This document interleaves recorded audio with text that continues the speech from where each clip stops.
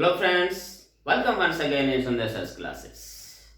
आज का हमारा टॉपिक है वर्ब्स और स्पेशली आज के वर्ब्स के अंदर मैं आपको बताने जा रहा हूं ऑक्सिलरी वर्ब्स के बारे में कि ऑक्सिलरी वर्ब्स कौन सी होती है, किस प्रकार की होती है और वर्ब्स की जब हम काइंड करेंगे तो उसमें हम देखेंगे कि वर्ब्स की कौन कौन सी काइंड होती है और उनमें बेसिकली हम स्पेशली जो आज के इस वीडियो में मैं डिस्कस करेंगे हम, तो वो है हमारा टॉपिक ऑक्सिलरीज वर्ब जो होती हैं जिन्हें हेल्पिंग वर्ब के रूप में भी जाना जाता है। तो आज के इस वीडियो में हम यही जानेंगे कि कौन कौन सी ऑक्सिलरीज वर्ब होती हैं और उनके कौन कौन से यूज है, कहाँ कहाँ उनको हम प्रयोग में करते हैं। तो चलिए स्टूडेंट्स, शुरू करते हैं हमारा आज का ये लेसन।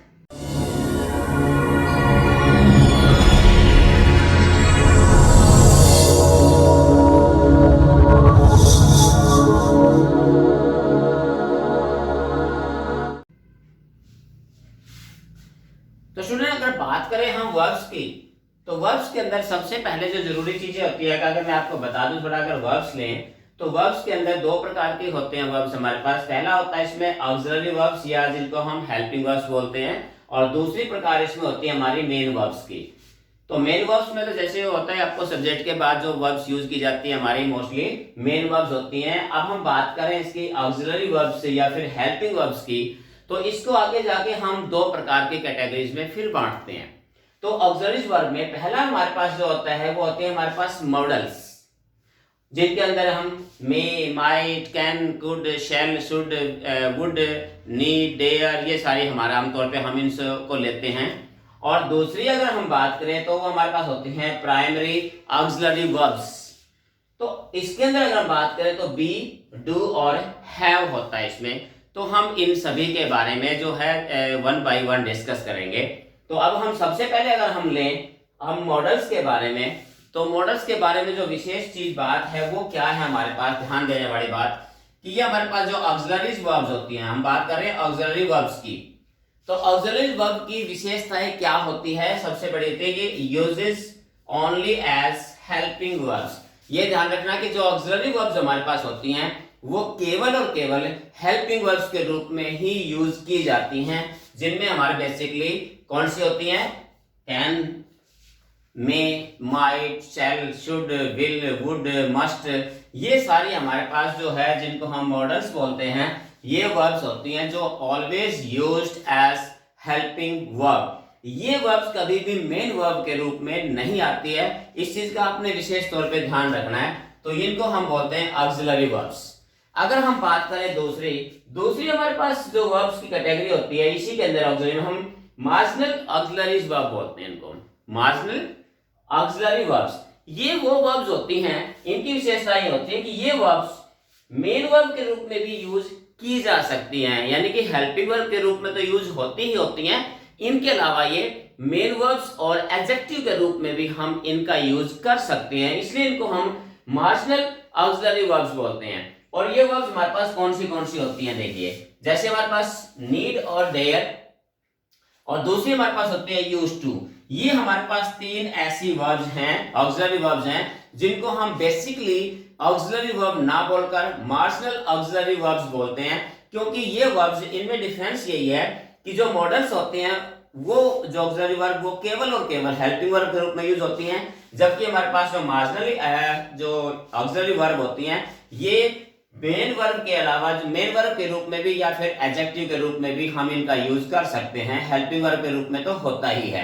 एग्जांपल देख सकते हैं इनका, जैसे देखिए, I am used to sleeping at night. अब यहां पर जो यूज्ड टू है ये हमारे पास वर्किंग एज एन एडजेक्टिव का काम कर रहा है, यहाँ पर ये एडजेक्टिव का काम कर रहा है, तो यहाँ ये मार्जिनल ऑक्सिलरी वर्ब के रूप में यूज किया गया है। और एग्जांपल देखिए, आई नीड यू, तो यहाँ पर जो नीड है ये क्या है? यहाँ पर जो नीड है वो हमारे पास मेन वर्ब के रूप में यूज किया गया है, यहाँ पर मेन वर्ब के रूप में है। तो ये एग्जांपल मैंने दिया आपको मार्जिनल ऑक्सिलरी वर्ब्स का। अब दूसरे में एग्जांपल देखिए, यहाँ पर भी नीड है, you need not come here. तो यहाँ पर देखिए हमारे पास जो नीड है, यहाँ नीड जो है हमारा हेल्पिंग वर्ब के रूप में यूज किया गया है, जबकि इसमें मेन वर्ब जो हमारे पास वो क्या है? कम है।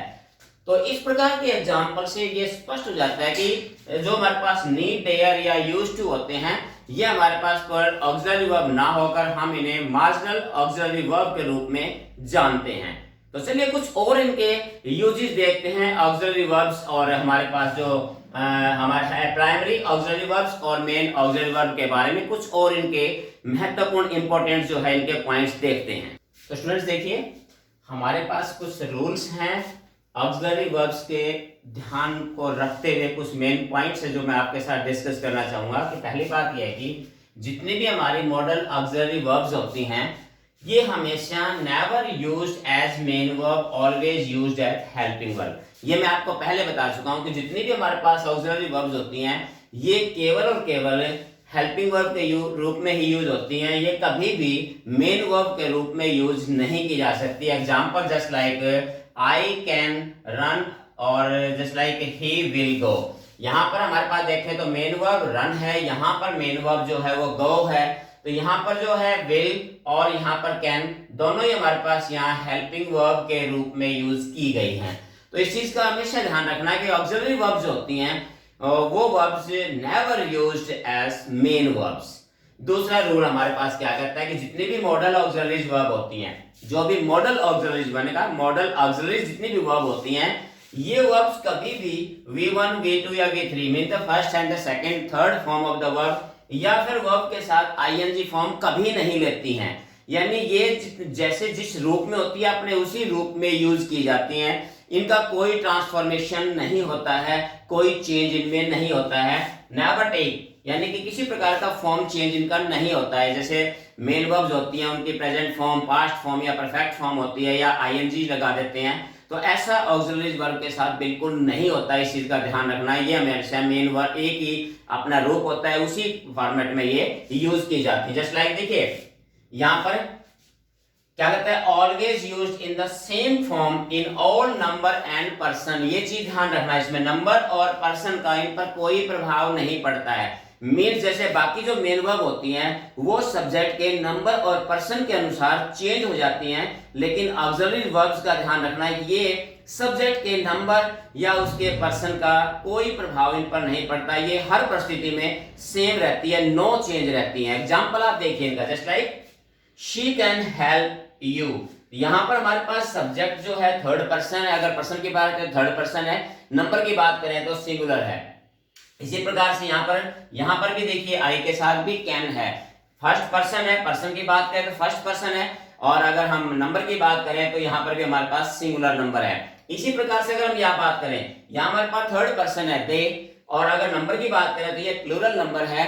तो यहाँ पर आप देखा कि चाहे सिंगुलर है, चाहे थर्ड पर्सन है, चाहे फर्स्ट पर्सन है, चाहे सेकंड पर्सन है, कुछ भी हो, तो ये अपना रूप नहीं बदलते, इनकी फॉर्म नहीं चेंज होती, इनका सभी का रूप एक जैसा ही होता है, इनमें कोई चेंज नहीं होता। इस चीज का ध्यान रखना है। इसलिए ऑक्सिलरी वर्ब की मेन पहचान है कि ये नंबर या सब्जेक्ट के नंबर या पर्सन के अकॉर्डिंग चेंज नहीं होती। और तीसरा और महत्वपूर्ण ये इसके रूल क्या कह सकता है कि ऑट और यूज्ड, दो हमारे पास ऐसी जो ये वर्ब्स की फॉर्म होती है, ऑक्सिलरी वर्ब्स होती हैं ऑट और यूज्ड, इनके बाद आप हमेशा जो है, इनके बाद हमेशा आपने क्या करना है कि two plus base form of the verb use की जाती है।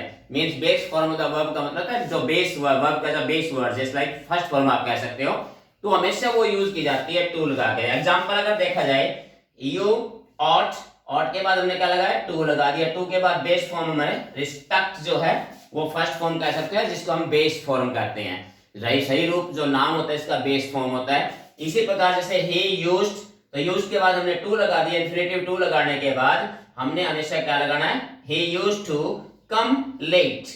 तो यहाँ पर भी हमने जो है मेन वर्ब का ही यूज किया है, means first form of the verb या फिर base form of the verb का हमने यूज किया है। तो स्टूडेंट्स इन चीजों का आपने बिल्कुल ध्यान रखना है, क्योंकि अक्सर जो है मिस्टेक इसी चीजों को लेकर होती है। तो स्टूडेंट्स आज का ये मेरा जो लेसन था वर्ब्स के और विशेष तौर पर ऑक्सिलरी वर्ब्स के बारे में, तो उम्मीद करता हूं कि जरूर आपके कुछ आपके जो एक इंफॉर्मेशन है उसमें आपको निश्चित तौर पर कुछ इंक्रीजमेंट होगी। तो ये आज का लेसन जो है इसमें सिर्फ इतना ही है। फिर मिलते हैं हम एक और नए लेसन में नए टॉपिक के साथ। तब तक have a nice day, thank you.